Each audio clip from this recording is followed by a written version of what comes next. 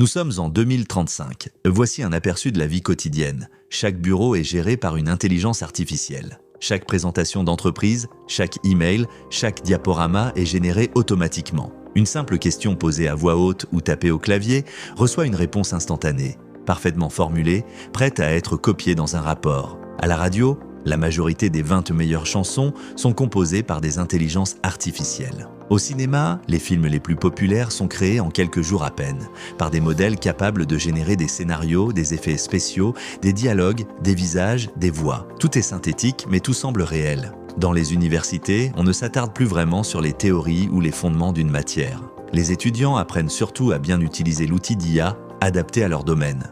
Un pour coder, un pour rédiger, un autre pour argumenter et encore un autre pour traduire ou synthétiser. La logique humaine, l'effort intellectuel, le raisonnement personnel sont considérés comme des pertes de temps. Le plus important, c'est d'être efficace, rapide et parfaitement assisté. En apparence, ce monde semble fluide, performant, optimisé, tout est accessible, tout est à portée de main.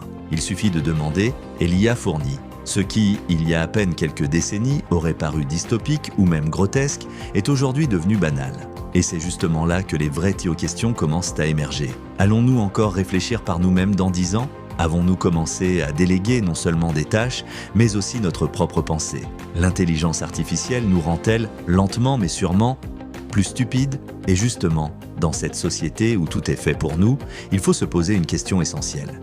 Qu'arrive-t-il à notre cerveau, à notre esprit, quand on ne les sollicite plus? Prenons un exemple simple. Aujourd'hui, plus personne ou presque ne mémorise un itinéraire. Pourquoi le ferait-on? Il suffit de sortir son téléphone, de lancer Google Maps et de se laisser guider. Pas besoin de faire attention aux rues, aux repères visuels, ou même de réfléchir à l'endroit où on se trouve. Et à force, cette facilité devient un piège.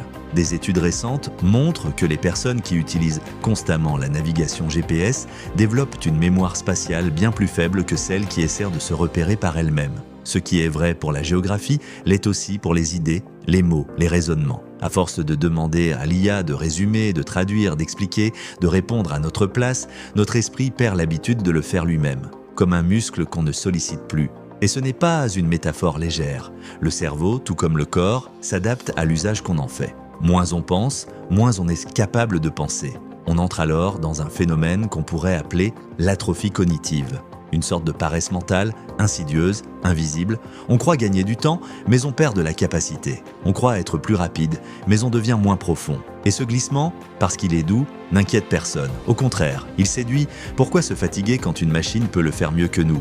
Mais la réalité est plus sournoise. Plus on délègue notre pensée, plus il devient difficile de reprendre le contrôle. À force d'accepter des réponses toutes faites, notre capacité à poser les bonnes questions s'érode. Notre sens critique s'émousse. On perd la lenteur, le doute, l'effort, qui sont pourtant essentiels à toute compréhension véritable. Et c'est peut-être là que réside le vrai danger. Non pas dans la puissance de l'intelligence artificielle, mais dans notre volonté de l'utiliser pour tout, jusqu'à devenir spectateur de notre propre esprit.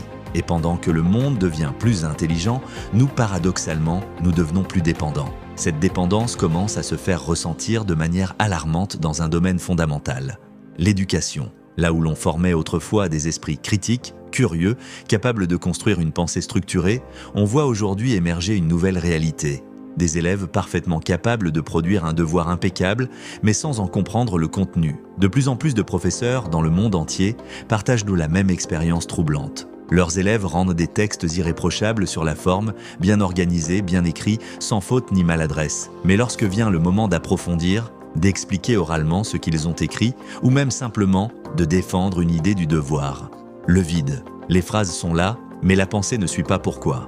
Parce que dans la majorité des cas, c'est l'IA qui a fait le travail. Le texte a été généré, parfois légèrement modifié, puis rendu tel quel. Et les enseignants ne sont pas dupes. Ils reconnaissent le style, les formulations, la logique typique des outils d'intelligence artificielle. Certains, dans un premier temps, étaient impressionnés par ce qu'ils pensaient être un saut dans la qualité rédactionnelle, jusqu'à ce qu'ils se rendent compte que ce n'était pas le reflet d'un progrès, mais d'un contournement. Mais ce n'est pas seulement une question de triche ou de facilité. C'est plus profond que ça. C'est l'idée même d'apprentissage qui est en train de changer. Avant, on apprenait pour pouvoir ensuite produire quelque chose. Un raisonnement, une analyse, un texte. Aujourd'hui, on produit d'abord, puis on apprend parfois après, voire pas du tout. L'éducation glisse peu à peu d'un processus de construction vers une logique d'exécution assistée.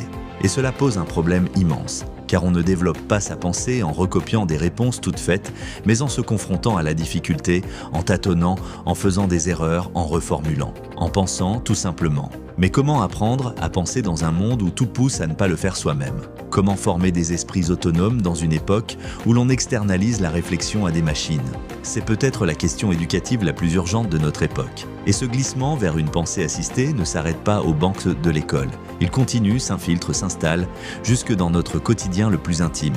C'est ce qu'on appelle aujourd'hui le déchargement cognitif. Autrement dit, nous déléguons de plus en plus de tâches mentales à des outils qui, en apparence, nous facilitent de la vie. Ce qui était autrefois le fruit d'un effort mental, organiser son emploi du temps, chercher une information, réfléchir à un choix personnel ou professionnel, est maintenant confié à une machine. Tu veux trouver une idée d'article, une image à publier, un mail à rédiger, un plan de projet, un prompt bien formulé, un clic, et l'IA te sert une solution sur un plateau.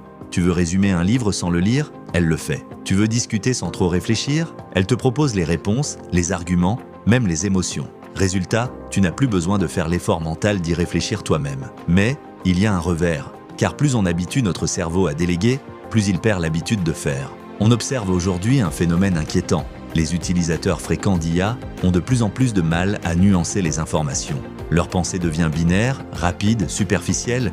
Ils acceptent ce qui leur est proposé sans le remettre en question. Non pas par paresse, mais parce que leur esprit a désappris à creuser. Une étude menée récemment sur des étudiants et des jeunes actifs montre que ceux qui s'en remettent régulièrement à des IA pour produire du contenu ou répondre à leurs questions développent, à long terme, une capacité réduite à analyser de manière critique les informations reçues. Ils deviennent plus influençables, plus facilement manipulables et moins capables d'argumenter par eux-mêmes. Et c'est là que le danger devient systémique. Car si toute une génération commence à penser à travers un filtre algorithmique, qui décide ce que nous pensons? Si nous ne sommes plus les auteurs de nos réflexions, qui le devient à notre place? Ce n'est plus seulement une question d'assistance technologique, mais de souveraineté intellectuelle. Penser, c'est être libre. Abandonner cette capacité, même lentement, même inconsciemment, c'est céder quelque chose de fondamental.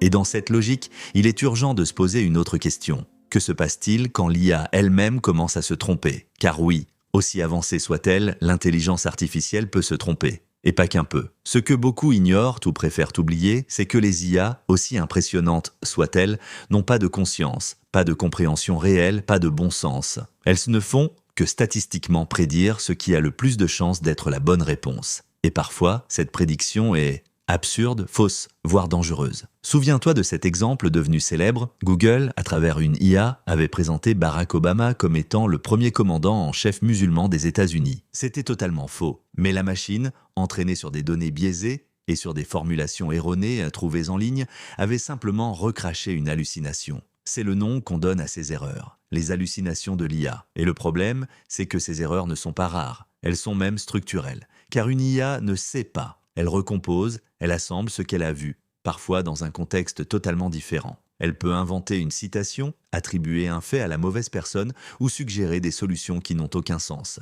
Mais le plus préoccupant, c'est que ces réponses sont souvent présentées avec une telle assurance qu'on les croit. Elles ont l'air vraies. Elles sont bien formulées, elles rassurent, et dans un monde où l'on a pris l'habitude de tout vérifier par l'IA, ce qui est bien formulé devient vrai. Résultat, la désinformation n'a jamais été aussi bien maquillée. On voit des fake news produites par des IA circuler massivement. Des contenus mensongers, traduits, modifiés, rendus viraux. Le tout à une vitesse impossible à contrôler. Et c'est là que l'effet domino commence. Car si les IA s'entraînent elles-mêmes sur des données de plus en plus polluées par d'autres IA, on entre dans une boucle. Une boucle où la vérité elle-même devient floue, où les repères s'effondrent, où la qualité se dilue. On appelle ça le modèle collapse, un effondrement progressif des performances de l'IA, parce qu'elle s'auto-alimente sur des données qu'elle a elle-même créées, souvent inexactes. Et pendant que ces erreurs se multiplient, pendant que les hallucinations se propagent et que la vérité recule, une question persiste. Sommes-nous encore capables de faire la différence entre le vrai